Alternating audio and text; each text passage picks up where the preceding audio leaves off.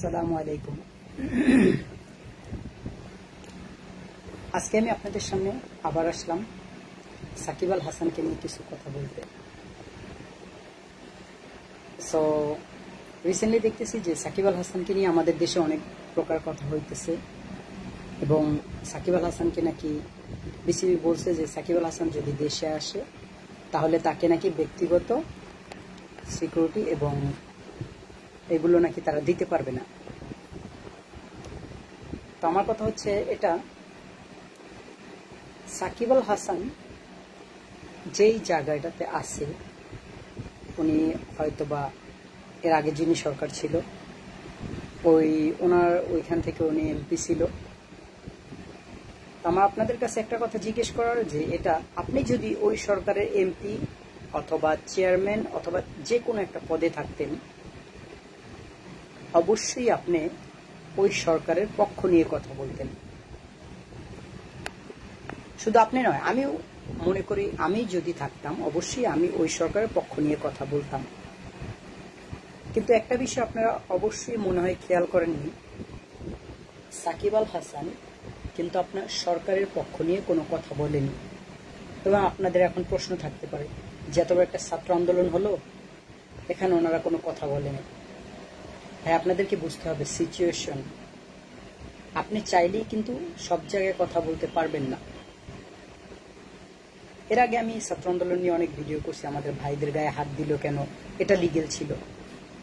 আমি মনে করি যেসব বিষয়গুলো আমি মনে করি যে এই বিষয়গুলো নিয়ে কথা বলা দরকার, এগুলো নিয়ে না বললেই নয়, সো আমি ওই বিষয়গুলো নিয়ে কথা বলি। সো সাকিব আল হাসানকে ব্যক্তিগত সিকিউরিটি দিতে পারবে না, তাহলে সাকিব আল হাসান দেশে আসবে কিভাবে? আপনার একটা জিনিস ভেবে দেখুন, একটা সময় সাকিব আল হাসান আমাদের বাংলাদেশটাকে সারা বিশ্বের কাছে প্রেজেন্ট করছে। এটা ওনার মাতৃভূমি। আমার হিসাবে অবশ্যই আমাদের ওনার দেশে কেন ওনার সিকিউরিটি লাগবে? সিকিউরিটি লাগবে না। আমি যতটুকু মনে করি, আপনারা কি মনে করেন আমি জানি না। আমাদের যারা আমাদের লাইভগুলো যারা দেখেন এবং যারা ব্যক্তিগত মতামত জানান, অবশ্যই আপনার মতামতটা জানাবেন আমাকে। তো আমি মনে করি সাকিব আল হাসান এটা নিজের মাতৃভূমি, এখানে তার কোনো সিকিউরিটির প্রয়োজন নাই। ওনার কেন ভয়ে থাকতে হবে? অবশ্যই সাকিব আল হাসানের কথায় কিন্তু আপনার একটা যুক্তি আছে, লিগেল আছে, যে উনি যদি এখানে আসে, দেখা যায় মাঠের ভিতরে উনি খেলতে গেল, তো ভিআইপি গ্যালারি থেকে যদি কোনো মানুষ যদি চায় আসতে স্টেডিয়ামের ভিতরে, আমাদের এখানে দেখা যায় 10-12 জন লোক একসাথে হলেই পুলিশ এটা কন্ট্রোল করতে পারবে না। তো এইভাবে যদি হয়, যে লোকটা আমাদের দেশের জন্য এত কিছু করলো, যে লোকটা সবসময় নিজের, হয়তোবা আপনারা বলতে পারেন যে সাকিব অ্যাড করতেছে, টাকা আর্নিং করতেছে এবং খেলার থেকে অ্যাডগুলোকে বেশি প্রায়োরিটি দিতেছে। ভাই, সবসময় অন্যকে পজিটিভলি কখনো দেখেন, নেগেটিভলি দেখেন, একটু পজিটিভলিও দেখেন। কারণ আপনি দেখেন, ওই পর্যায়ে যদি আমরা যদি থাকতাম, আমাদের যদি এরকম অফার থাকতো যে অ্যাড করবেন, এগুলো করবেন, আমরা অবশ্যই করতাম। এবং সাকিব আল হাসান বাইরের যত লিগগুলোতে আছে, সারা বিশ্বের যত লিগ আছে যেগুলোর ভিতরে সাকিব আল হাসান খেলছে, এবং সাকিব আল হাসান সারা বিশ্বে অলরাউন্ডার ছিল, এবং বাংলাদেশ দলের জন্য সাকিব অনেক কিছু করছে, আমরা সাপোর্ট করছি। এখন যারা সাকিবের এগেনিস্টে দাঁড়াইছে, একটা সময় তারাই সাকিব আল হাসানকে অনেক ভালোবাসত, সাকিব আল হাসানকে অনেক ভালোবাসত এবং তার ছবি রাখত, তাকে নিয়ে অনেক পোস্ট করত। তারা এখন সাকিব আল হাসানের এগেনিস্টে দাঁড়াইছে।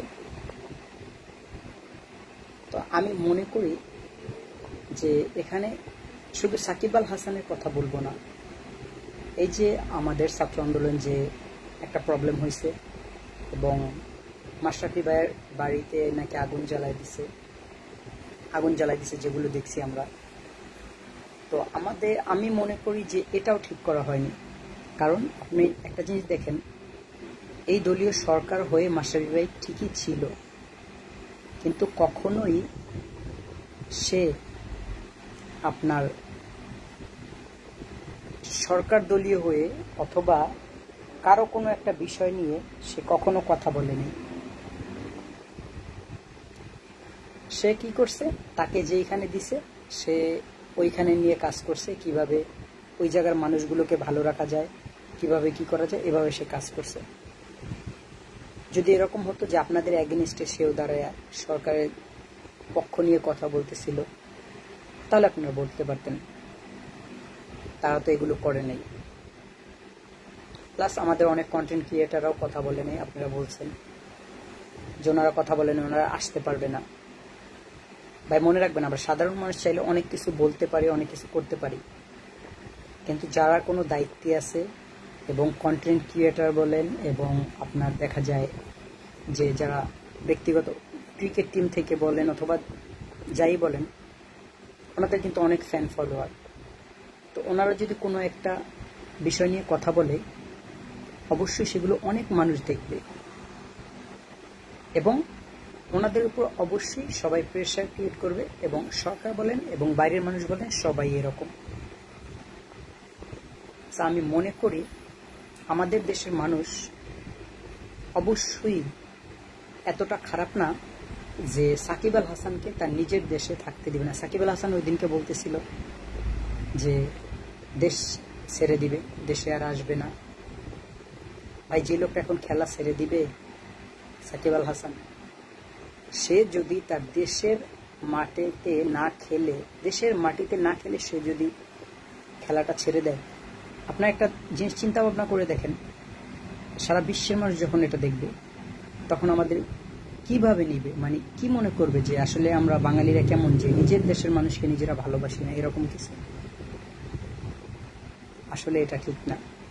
তা আমি আশাবাদী যে আমাদের দেশের মানুষ অবশ্যই সাকিবকে আবার সাপোর্ট করে তাকে আবারও দেশে থাকার সুযোগ দিবে এবং সাকিব আল হাসানকে আবার সবাই আগের মতনই ভালোবাসবে, কারণ সে আমাদের জন্য অনেক কিছু করছে। এখানে ব্যক্তিগতভাবে আমি একটা কথা বলি, আমি কিন্তু সাকিব আল হাসান তার ফ্যান না, আমি পুরা বাংলাদেশ টিমেরই ফ্যান, শুধু সাকিব আল হাসান না। এবং আমি আমার দেশের মানুষকেও ভালোবাসি। এটা হচ্ছে আমি মনে করলাম যে এই কথাটা বলা দরকার, তাই আপনাদের কাছে বললাম। আমি জানি আমার থেকে যারা আমাদের অডিয়েন্স আছেন তারা আরো অনেক বেশি জ্ঞানী। আপনি যদি একটু ভালোভাবে চিন্তা করেন, অবশ্যই আমার থেকে আপনি আরো ভালো কিছু বুঝতে পারবেন এবং আপনিও বলতে পারবেন যে আসলে বিষয়টা কি, বিষয়টা এটা কি সঠিক নাকি সঠিক না। আমি মনে করি সাকিব আল হাসান দেশে আসবে, তাকে আপনারা অবশ্যই আগের মতন ভালোবাসবেন। সে আমাদের দেশে থাকবে, আমাদের বাংলাদেশ টিমের সাথে থাকবে। এবং যদি সে রিটায়ার নিয়ে নেয়, আমি মনে করি সাকিব বলেন, তামিম বলেন, মাশরাফি বলেন, মুশফিক বলেন, ওনাদের কিন্তু শুধু বাংলাদেশ টিম নয়, বাংলাদেশে কিন্তু অনেক অবদান আছে। ওনাদের জন্য কিন্তু আজকে বাংলাদেশটাকে অনেক মানুষ চিনে, সারা বিশ্বে চিনে। সাকিব আল হাসানের নামটা উঠলেই বলা হতো বিশ্বের অলরাউন্ডার। সাকিব আল হাসান কোথা থেকে আসছে? বাংলাদেশ। দেশ কোথায়? বাংলাদেশ। আমি মনে করি অবশ্যই আপনারা বুঝতে পারছেন। শুধু সাকিব নয়, আমি মনে করি মাশরাফি বলেন, যারাই বলেন, সবাইকে আপনারা আগের মতন সাপোর্ট করবেন। এবং ছাত্র আন্দোলনের সময় যা হয়েছে তখন আমাদের ছাত্র ভাইরাও ঠিক আছে আমি মনে করি, কারণ তাদের উপরে সরকার জুলুম করছে, ওগুলো নিয়ে আমি আগে ভিডিও করছি, যে তখন আমি প্রতিবাদ করছি। তো অবশ্যই ছাত্র আন্দোলনের বিষয়টা হচ্ছে ঠিক আছে। এবং মাশরাফির বাড়িতে আমাদের ছাত্র ভাইরা হোক, যারাই হোক, আগুন দিছে, তখন অবশ্যই মানুষের মাথায় রাগ উঠলে তখন মাথা ঠিক থাকে না। ভুল তো হয়ই, মানুষের ভুল হয়ে গেছে। অবশ্যই মাশরাফি ভাই ওটাকে নিজের মনে করে কখনোই নেবেন না। আপনিও অবশ্যই ক্ষমা করে দিবেন, সবাইকে কষ্ট পাবেন না।